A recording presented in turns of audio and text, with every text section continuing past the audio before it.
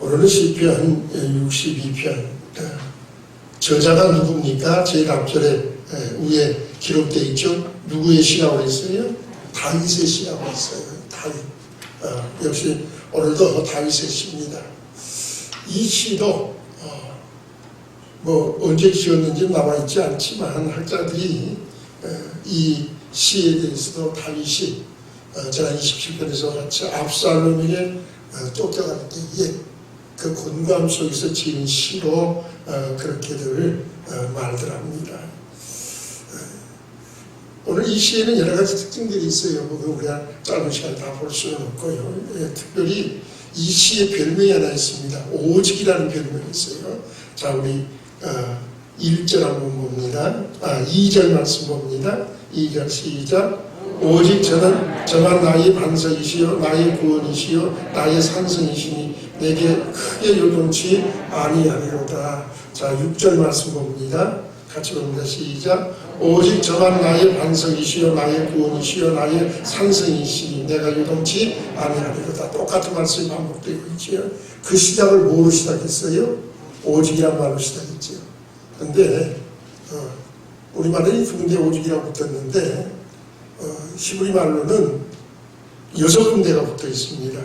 제일 먼저 1절에 오직 나의 영혼이 이렇게 시작합니다. 그래서 오직이라는 별명이 붙어 있어요. 오직 나의 영혼이 잠잠히 하나님만 바라며 그렇게 되어 있고요. 2절에 오직 그랬죠. 또 4절에 저희가 오직 그를 그 높은 위에서 떨어뜨리기만 꾀하고 오직이란 말이 여기도 붙어 있어요. 5절에도 오직 나의 영혼아 잠잠히 하나님만 바라라 그랬고요. 6절에 나왔고요. 그 다음에 마지막 6번째는 9절이에요. 진실로 오직 천한 자도 헛되고 높은 자도 거짓되니. 6번이나 나와 있어요. 오직이란 말이. 그러니까 오직이란 말로요. 오직이란 말을 쓸 때 대체 어느 때 많이 되게 어느 때 많이 씁니까? 누가 이렇게 했는데 이런 일을 이렇게 해나갔는데 그게 아니라 나는 오직 이렇게 할 거야. 누가 뭐라 그러면 나는 오직 이렇게 할 거야. 다른 사람이 다 무슨 말해도 오직 나는 내 믿음 지킬 거야. 우리가 오직이라는 말을 그렇게 쓰기에 다윗이 지금 그런 의미에서 말을 쓰고 있어요. 다시 말해서 지금 내가 만난 환난과 고난과 역경 어려움이 너무너무 커요. 감당할 수가 없어요. 흔들리기 쉬워요. 자신도 흔들릴 수밖에 없는 환경에 이러지만 내 모든 만나는 형편과 처지, 내게 닥쳐온 환난, 이 고난의 역사는 나를 흔들어 놓을 수밖에 없고 흔들릴 수밖에 없지만 그러나 나는 절대로 나는 오직 하나님만 바라보겠다. 하나님만 의지하고 하나님만 바라보겠다. 이게 다윗의 결심이에요. 그러니까 나는 다른 사람과 다르다는 것이죠. 오늘 우리 속에 세상에 아무리 우리를 흔들어 놓고 환경과 우리의 그 생활들이 우리를 흔들어 놓을지라도 오직 우리는 주만 바라보는 다른 사람과 다른 믿음의 사람들 되시기를 주의 이름으로 축원합니다. 다윗이 그런 결심으로 지금 고백한 시예요. 그럼 도대체 어떤 환경을 만났으니까 그랬을까? 3절 말씀 보십시다. 다윗이 만난 지금 환경이 어떠한가? 3절 같이 봅니다. 시작. 넘어지는 담과 흔들리는 울타리 같은 사람이라고 했어요. 그런 사람을 죽이려고 한다. 넘어지는 담과 흔들리는 울타리 같은 사람을 죽이려고 너희가 일제히 박혀가기를 언제까지 하겠느냐. 그러니까 지금 얼마나 고통을 당하고 있는지 알겠지요. 자, 여기 넘어지는 담과 흔들리는 울타리. 오늘 이게 무슨 담, 울타리 뭔지 알죠? 지금 뭐 집들 울타리 많이 없었지만 그래도 울타리들 있잖아요. 담들 쳐놨잖아요. 그래도 농촌에 오면 정겨워요. 담도 별로 높지 않고 있어봤자 울타리 뭐 흔들리면 다 흔들리고. 제주도 가보면 그 재밌잖아요. 앞에 대문이라고 해놨는데 작대기 3개 걸어놓고 뭐 2개 걸어놓으면 뭐 사람 나갔다든가 뭐 밑으로 내리면 어쩌고 이거 설명을 들으면 재미있게 있잖아요. 서울에서는 그렇게 재미있는 일이 없어요. 담 높은 거 보면. 지금은 다 뭐 아파트들이고, 그리고 CCTV가 나와가지고 담 높게 쌓을 이유가 없어요. CCTV가 다 보고 있으니까. 그런데 저희 어렸을 때만 해도 지금 생각해보면요, 부잣집들은 왜 이렇게 담이 높았는지 몰라요. 어마어마하게 담이 높았습니다. 우리 한정리를 쳐다보고 높다. 근데 높은 정도에서 끝나는 게 아니에요. 그 다음에다 또 어떻게 했습니까? 다음 맨 위에, 그 위에면은 참 지금 생각하면 끔찍해요. 유리병들을 깨가지고 팍팍팍 쭉 그러놨잖아요. 유리병 깨가지고 그 병 빼뜨가는 그 날카로운 걸 전부 다 담 위에다가 그 시멘트 맨 위에 이렇게 바르고 그래서 전부 다 꼽아놨어요. 누가 넘어오면 그래 찔려라고 그랬지.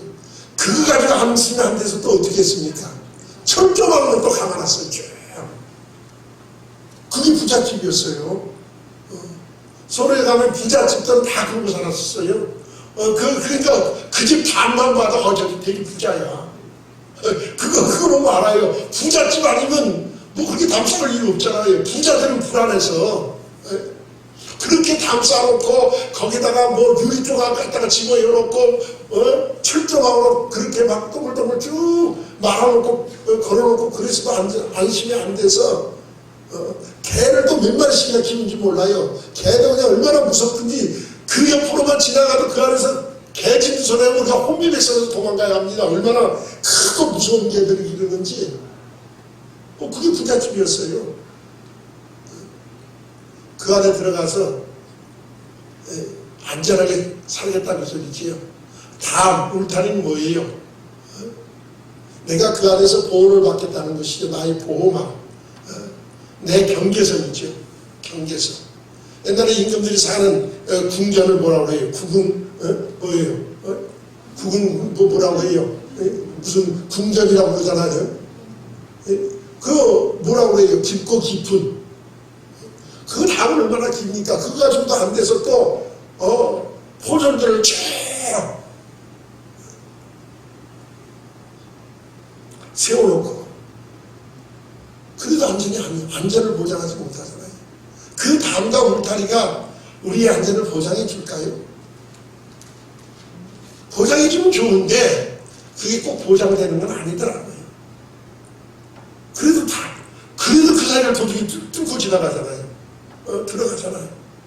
그게 다 우리의 현대인은 그렇게 높은 담을 안 쌓습니다. CCTV로 다 보고 있어서 그런 거 필요 없을 것 같아요. 그런데 눈에 보이는 담은 쌓지 않지만 보이지 않는 담들은 많이 쌓여요. 물질의 담들, 그 사람의 인맥의 담들, 지식의 담들, 무슨 자격증 많이. 그래서 그 안에서 내가 편안하게 살겠다. 내가 보호받고 살겠다. 그 담과 울타리가 과연 우리의 보호막이 되어줄 수 있을까? 우리의 정말 안전하게 지켜줄까? 그런 것 같지도 않더라고요. 세상의 담과 울타리는 우리의 안전을 보장하는 것이 아닙니다.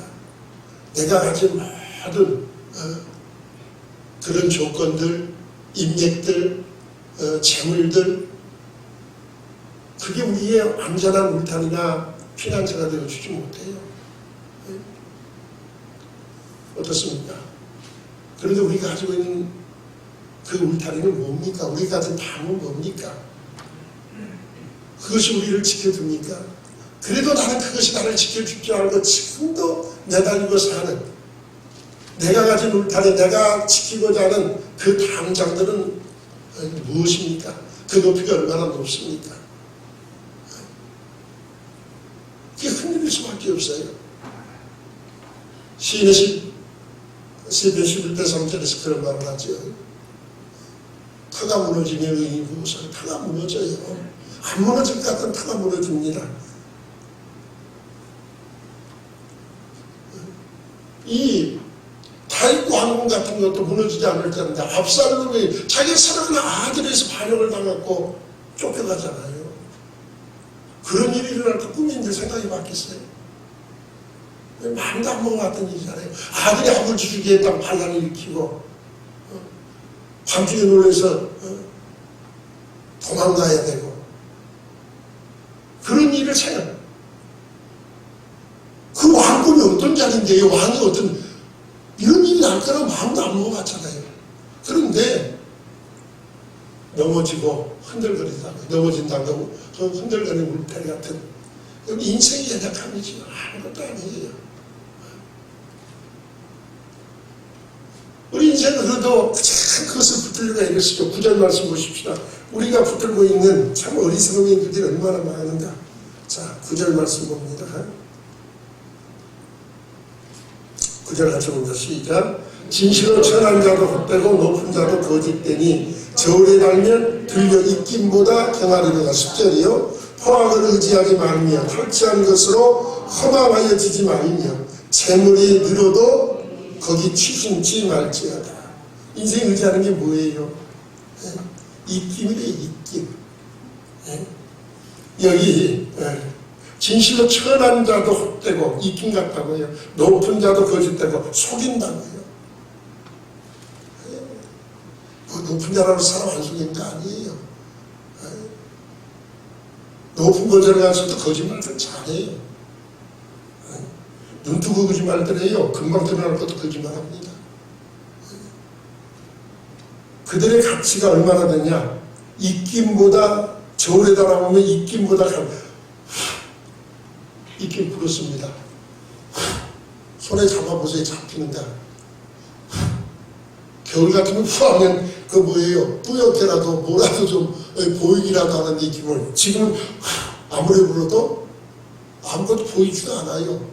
그거 잡을 수도 없지만 그거 잡아다가 저울에 달아보세요. 저울 추가 그 뭐예요? 바늘이 움직이겠어요? 이렇게 불어서 달아보세요. 저울에 추가 움직이는 그 바늘이 움직이는가? 그랬는지 안 했는지 모르죠.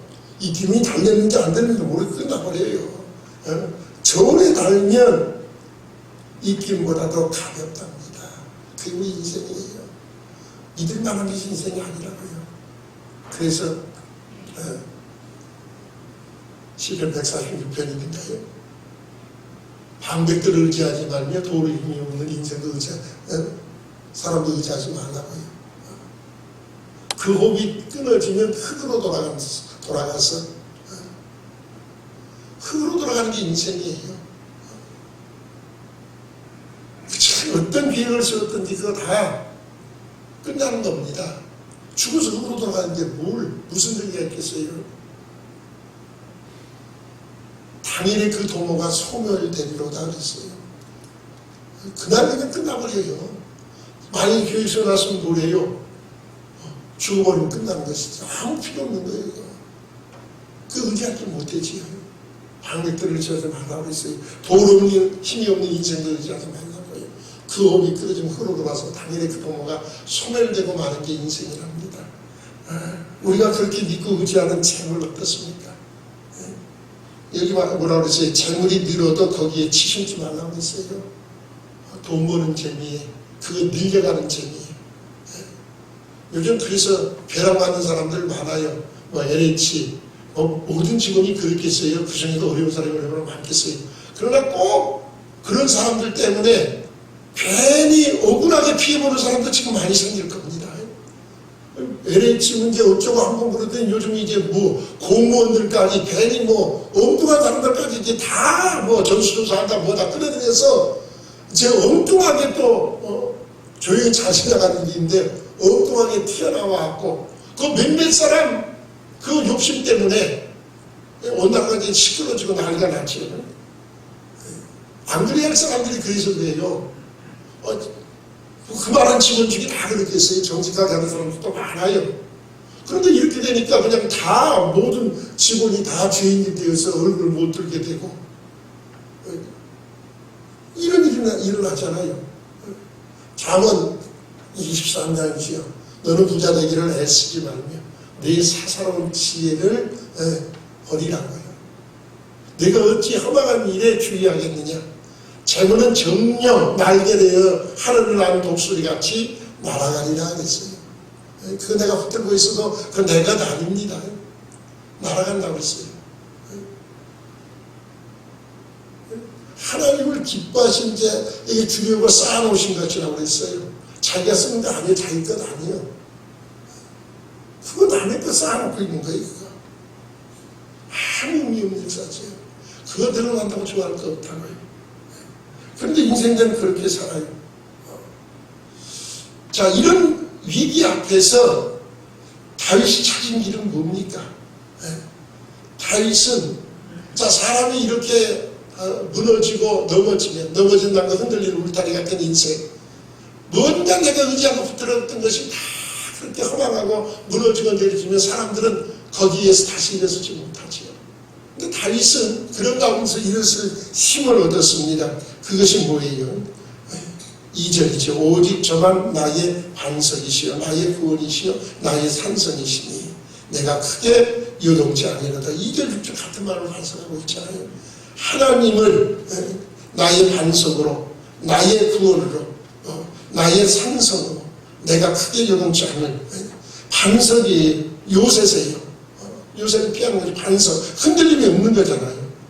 구원이시고 나의 산성, 숨겨주는 것이죠.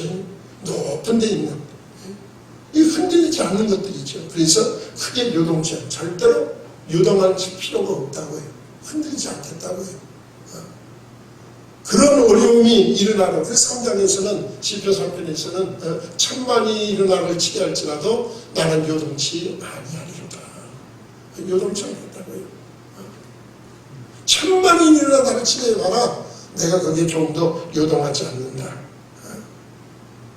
하나님을 이렇게 그가 믿고 의지하기 때문에 그래서 다른 소리예요. 자,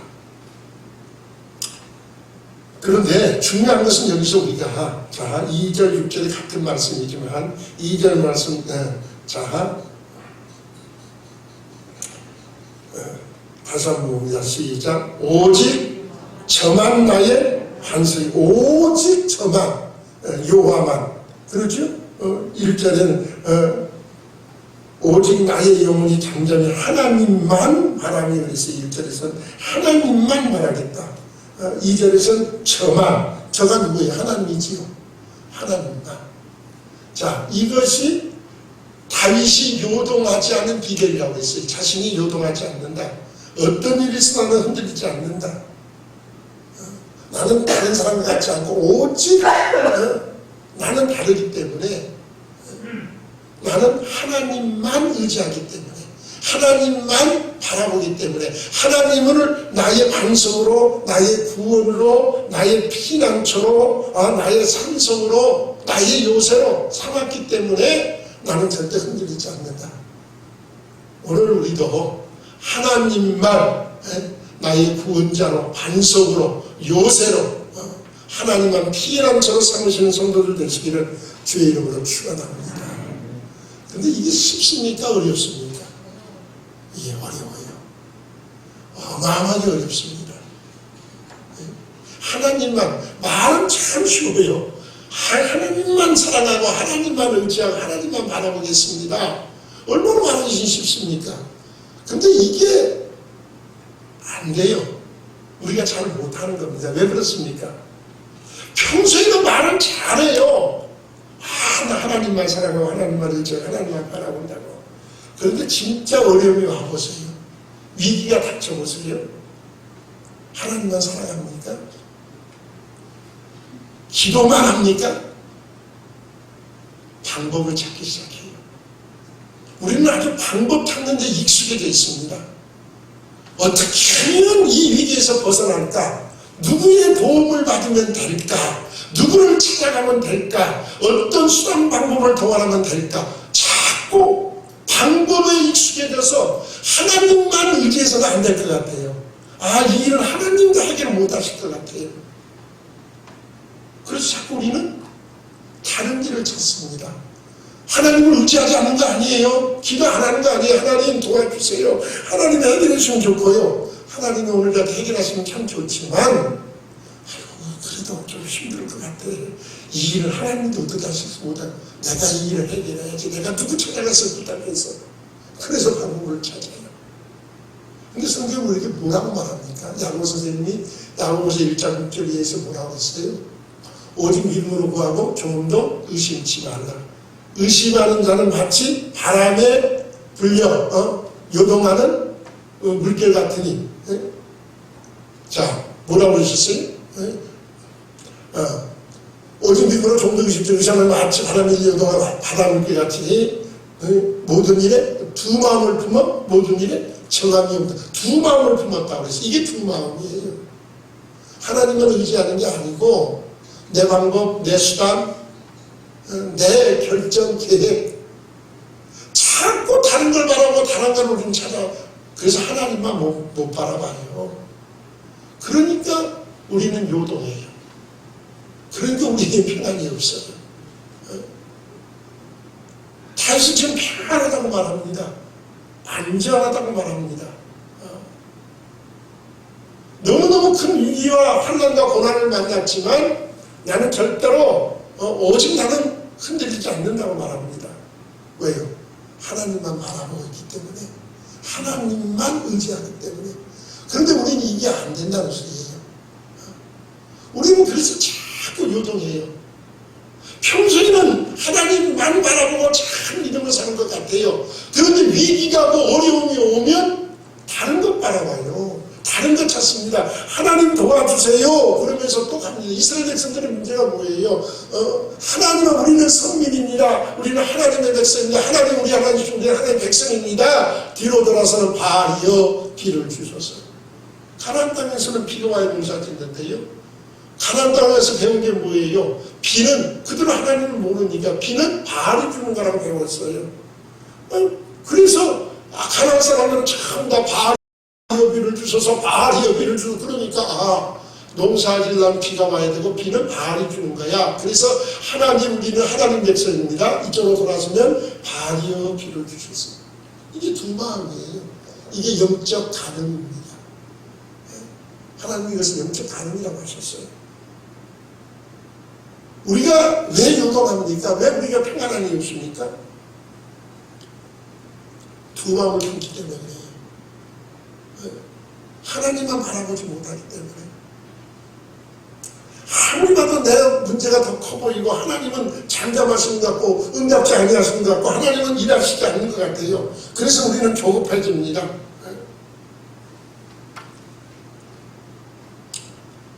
우리는 그래서 자꾸 엉뚱한 것을 찾기 쉽지요.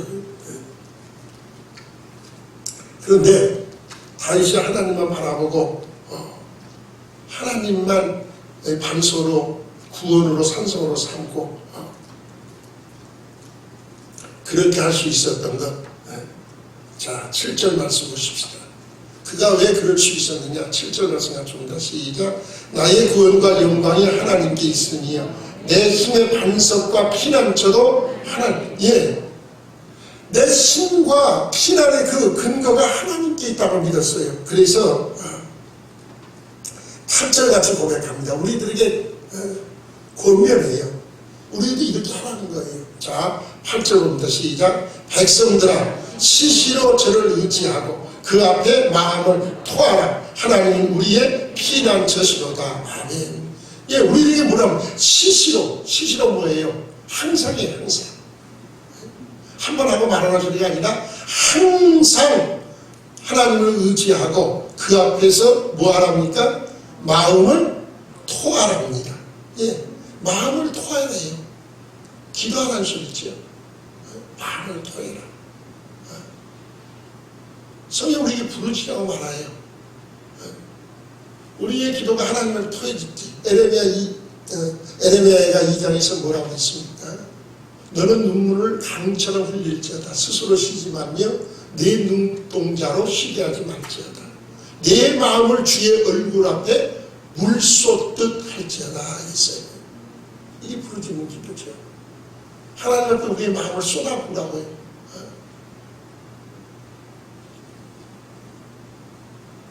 우리의 그 쏟아붓는 기도들을 주님이 들으세요. 나의 유리함을 주께서 아시오니 내 눈물을 주의 병에 담으시리이다 했어요.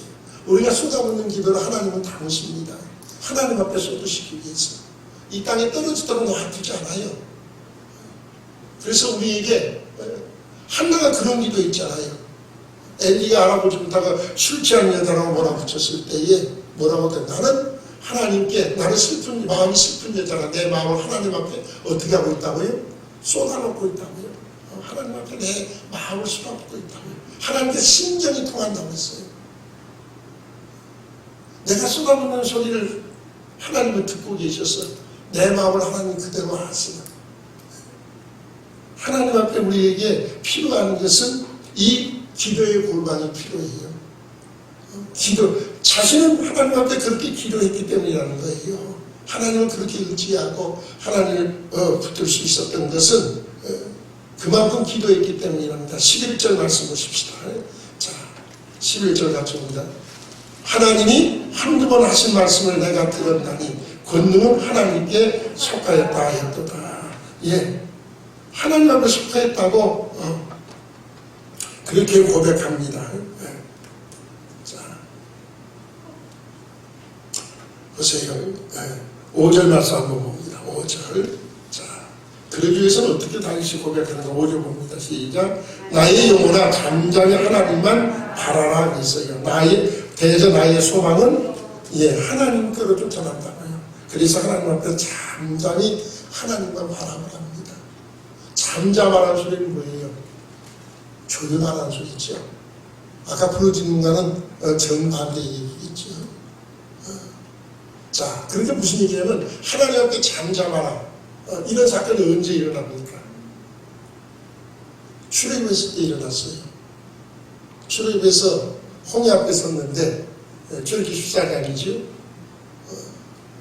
앞에는 홍해고 뒤에는 애국 군사고 백성들이 얼마나 떠들었습니까? 얼마나 두려워서 소리를 질렀습니까? 우리를 여기서 죽이려고 데려오라고 난리 났었잖아요.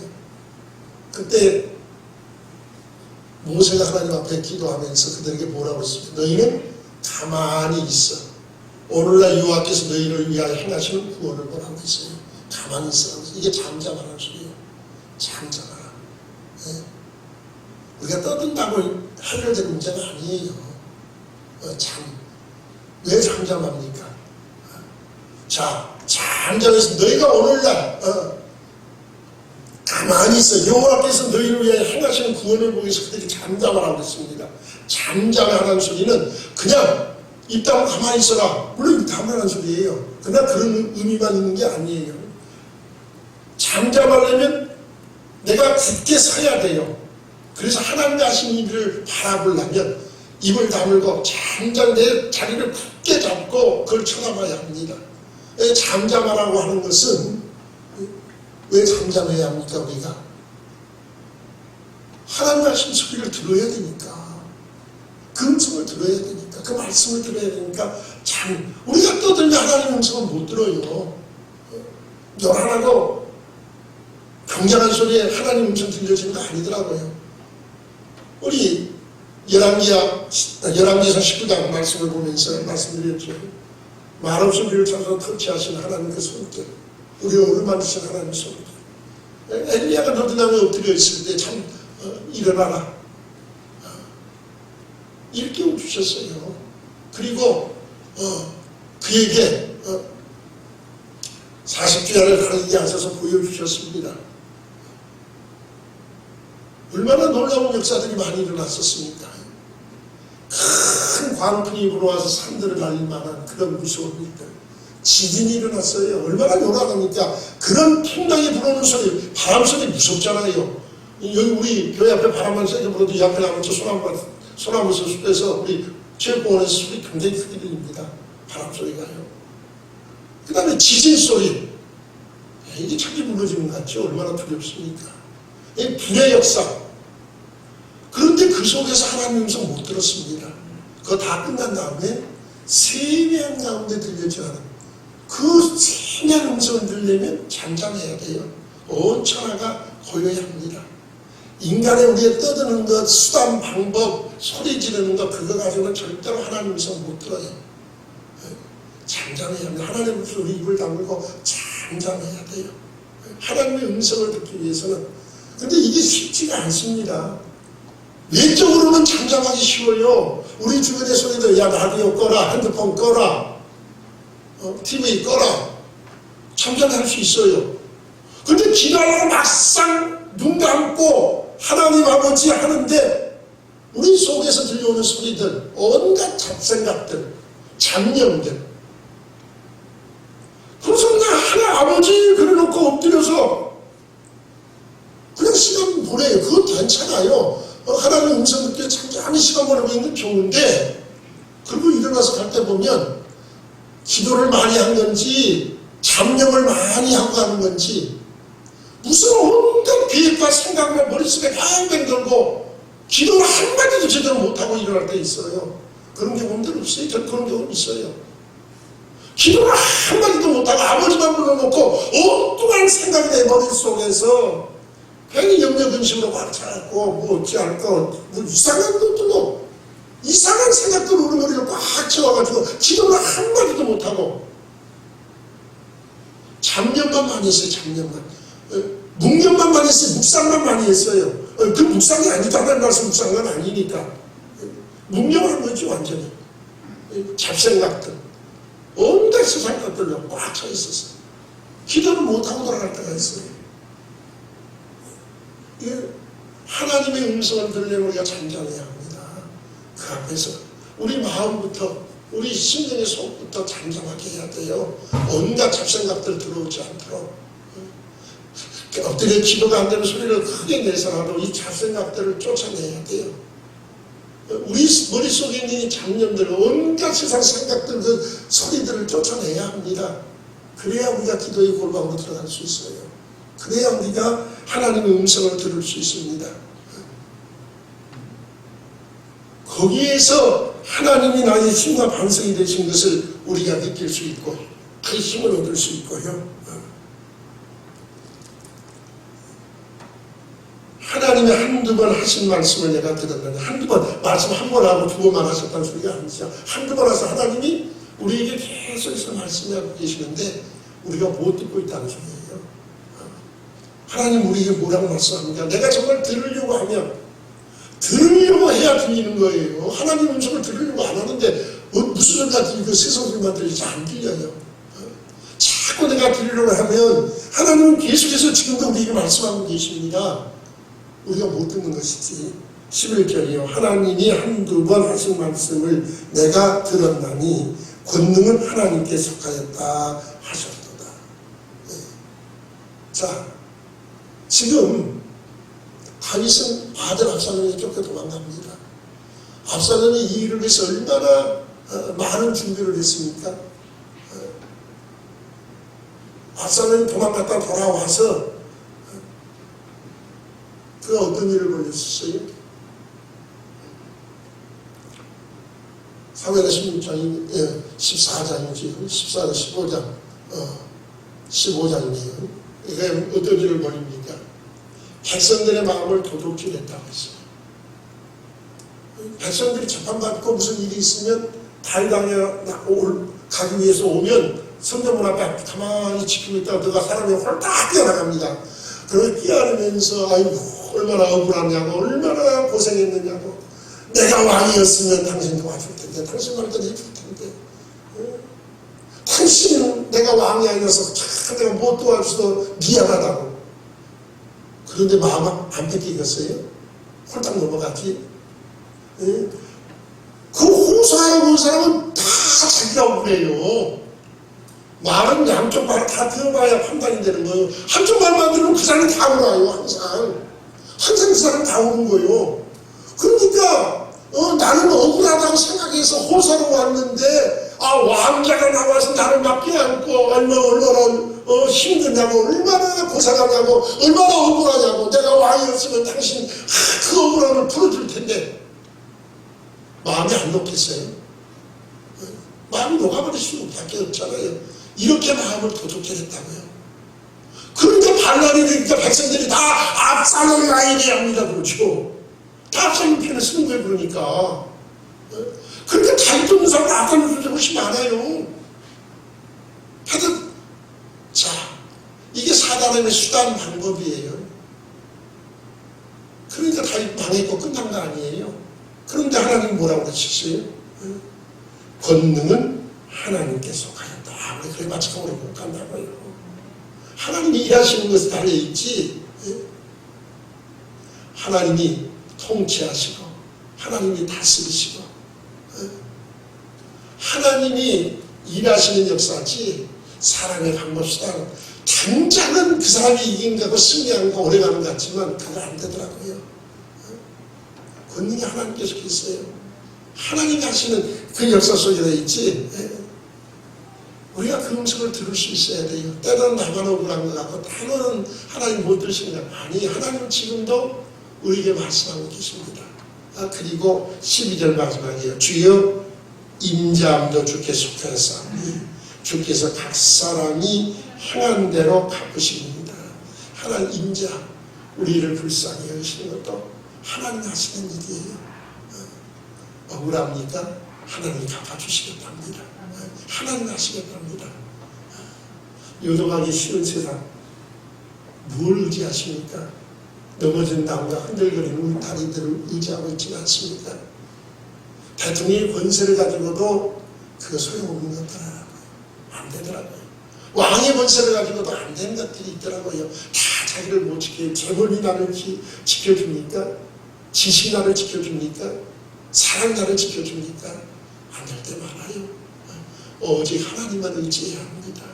하나님만 의지하기 위해서는 그 앞에서 잠잠히 주의 음성을 들을 수 있어야 합니다. 듣고자 해야 합니다. 하나님 말씀을 자꾸 들으려고 해야 합니다. 그리고 기도의 골방을 가져야 합니다. 늘 주 앞에 묻고 기도하는 자리, 우리가 나아가서 우리 마음을 주 앞에 쏟아 부을 수 있어야 합니다. 그때 하나님의 음성이 들려질 것이고 하나님 우리를 위해서 어떻게 일하신 것을 알게 될 것이고, 그리고 하나님이 우리를 얼마나 사랑하시고 우리를 얼마나 긍휼히 여기신가를 우리가 깨달아 알게 될 것이고, 하나님의 갚으심의 그 은혜 앞에 우리가 소망을 다시금 얻게 될 것입니다. 환난과 어려움이 많은 시대에 살아갈지라도 다윗과 같은 이런 심령을 얻는 성도들 되시기를 주의 이름으로 축원합니다.